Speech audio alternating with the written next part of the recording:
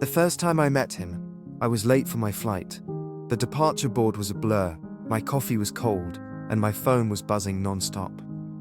I was running through Terminal 3 when someone crashed into me, spilling both our drinks, scattering papers everywhere. "Shit, sorry," I said. He laughed, breathless.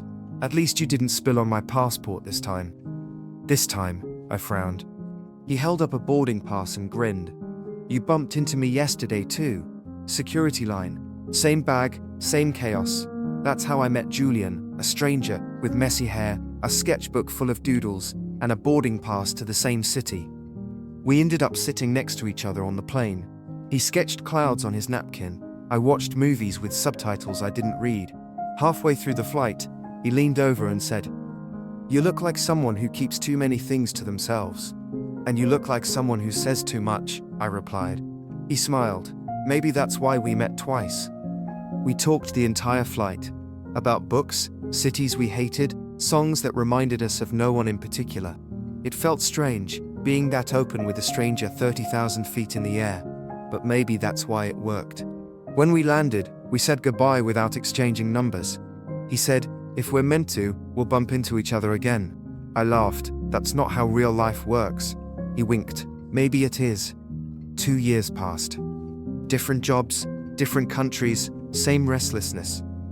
Then one winter afternoon, in a random cafe in Berlin, I heard a familiar voice order coffee, flat white, extra sugar. My heart dropped.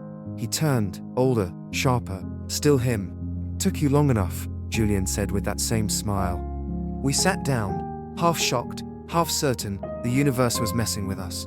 He was working as a travel photographer now. I was in marketing. Both of us had been moving for so long we'd forgotten what home felt like. That day turned into a week. We walked, explored, laughed about the absurdity of it all, how we met twice by accident.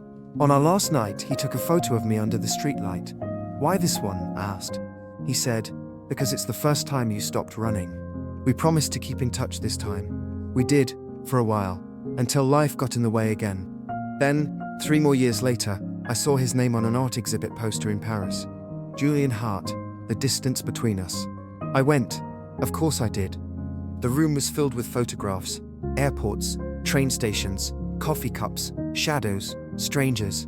And then, near the back wall, a single framed photo me, that same streetlight, that same night. Underneath, a small caption. He taught me that some arrivals are worth the delays. I turned, and there he was, standing by the exit, camera around his neck, smiling softly. "You made it," he said. "Finally," I whispered, and just like that, the airport years ended.